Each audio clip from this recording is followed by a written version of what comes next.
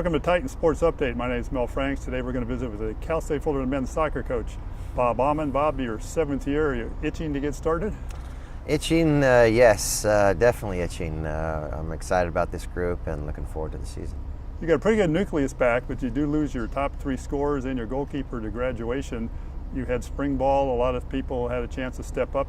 What kind of players can we look forward in the forefront?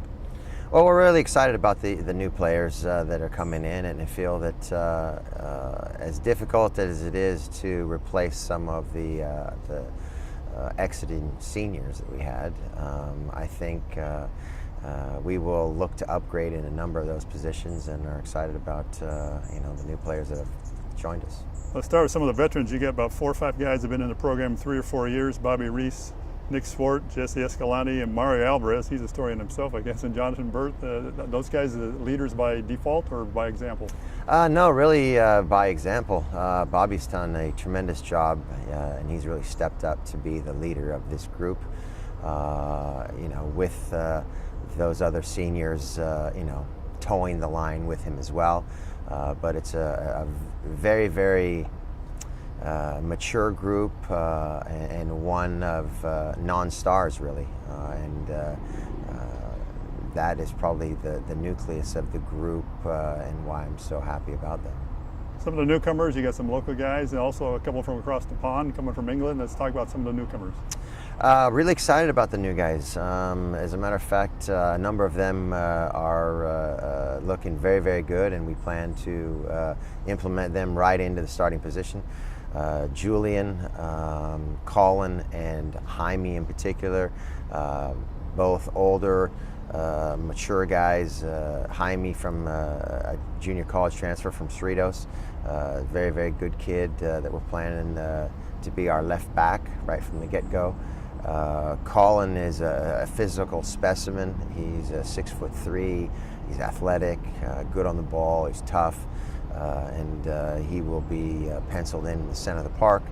And then we have Julian, who can play either out wide, up front, or attacking midfield. Very dynamic, very athletic, and he will be a handful for our opponents to deal with. There's a lot of international players, particularly in the Big West Conference. You seem to have a pipeline to England. Is this a coincidence? Well, I do have some contacts there. For the most part, the difficulty is associated with the finances to see them, get them over here, and all that. But with these two, we feel that with the contacts, the information that we got from them, and obviously what we've seen of them right now, that we did a good job in obviously the international players have talent, but is there something more they bring than the Southern California athletes to your program? Well, I think the maturity of foreign students as a whole, I think, is something that we see. Julian, as an example, is an older freshman. He's been around, the professional environment, a professional club, as a youth player, and he's got the experience of being around those older players. Those things all serve well when you come into an environment like this, where the local kid has just dealt with his high school or his club. So the European player like that comes in with some experience that our youth from around here don't. Let's talk about the goalkeeping. Trevor Whidden started virtually every match the last 3 seasons. You're a former goalkeeper, so you got some extra input on that. You've got really 3 candidates. Brian Escalante played a couple of matches. Adam Zapata has not played, but he's practiced with you. And then you have Robbie Hannon, a transfer from Lynn University Division II in Florida via England. Talk about those 3 goalkeepers and their respective strengths. Well, first I'll go on Brian, who has been with the program the longest. Brian, the brother of Jesse, local product who came to us via the camp. I originally told him that he wasn't going to be on the team, and due to some injuries in that, he was back, and he's played in 1 game, and probably the biggest game, the semifinals of the Big West. Played very, very well and got us the championship. Tremendous team player, great locker room guy, and a guy that gives you everything on a daily basis. We were extremely excited when we signed Adam last year.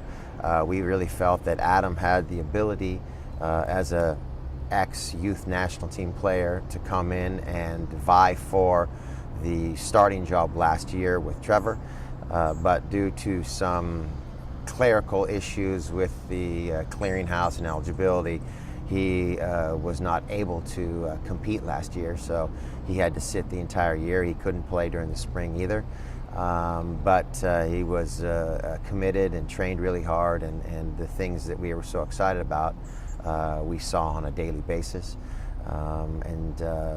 Robbie is really a guy who contacted us looking to change, and we were happy to just add some depth onto our goalkeeping position with someone that's a little bit older and mature. The boys have been really working hard. Right now, Adam seems to be at the forefront and someone that we really are excited about, and I'm expecting a good year from our goalkeeping position. Let's look at the schedule. Unusually large amount of home matches. Is that by design or by budget, that with a fairly young team? Finally, we get to play a number of games at home, and we're excited about that. Opening up, with 3 games at home is pretty exciting. We've kind of been the road warriors for the last number of years, so getting to play at home is going to be advantageous, especially with this group that's got a good mix of older, experienced players and new, younger players, and so we're not going to be making any long journeys by any means. All the journeys that we are making will be ones that we're pretty familiar with, and I think that will also serve us not only on the field, but just from a comfort level as well. You've got 8 matches at home before September 30th, then only 3 in October and November. Plus you get UC Santa Barbara and Cal Poly San Luis Obispo, your home openers in the conference play. Aren't those pretty tough places to play because they're growing crowds? Well, we've had a history for last 15 years or so of having difficult time at those 2 venues. So we're obviously happy to get them both here at home. Last year we beat SLO here at home, and we had a very, very tough match that we just lost to Santa Barbara. So we're looking forward to obviously having them and starting off the Big West season in a good note. Speaking of the Big West, it seems to have a new format almost every year. This year it's 2 divisions, 4 in the north, 4 in the south, with Sacramento State coming in as an associate member. You play your South Division opponents, which is UCI, Riverside, and Northridge, home and home. You play the other teams once. Do you like the new format? Well, I think what it does is it makes everyone kind of have the same playing field. In the past, depending on the year, the 2-year format, you would play one team only once and not twice. So sometimes it would be an advantage for an opponent, and sometimes it wouldn't. This year, the parity and the equity across the board is going to really generate the top 2 in each division. So, there's not going to be anyone that lucks out or has a hard schedule just based on the year. So from that standpoint, I think the equity in regards to the scheduling is probably at its best that we've seen. I think a lot of fans realize the Big West is rated the #1 conference in the country last year up until the last week, and actually slipped only to number 2. And I guess your record indicates that in non-conference you were 6-1-2, then you went to Big West 1-6-3. Now, granted, 8 of those 10 were one goal decisions, but is the Big West really that good, and is it going to be that good again this year? Without a doubt. I mean, we've known that for some time, that the Big West competitively is a very, very tough conference.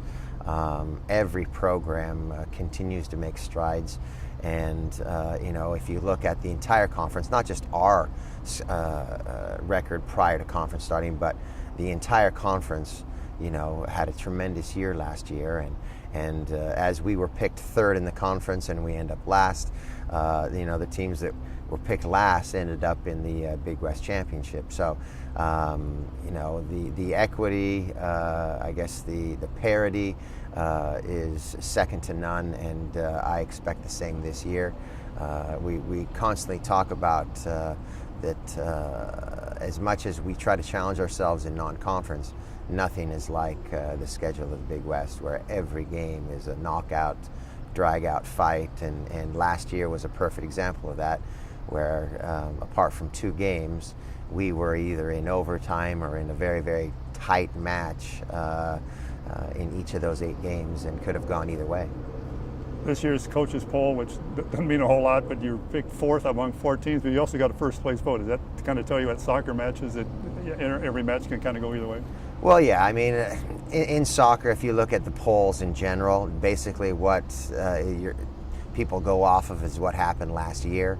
Obviously, when you come in last place last year and you lose, probably the best player that you had in your 2-time first-team All-League player, you don't have anyone returning from All-Conference. That's to be expected, and the players and I and staff, we expected that. But I think in that, we also know a little bit that other people don't know, and are pretty excited about the opportunity exists. And perhaps it's good that no one expects us to do too much. But I can tell you that 1-place vote was by me. Well, good luck, Coach, especially with injuries, and we look forward to seeing you on the pitch. I appreciate it. Thank you, Mel.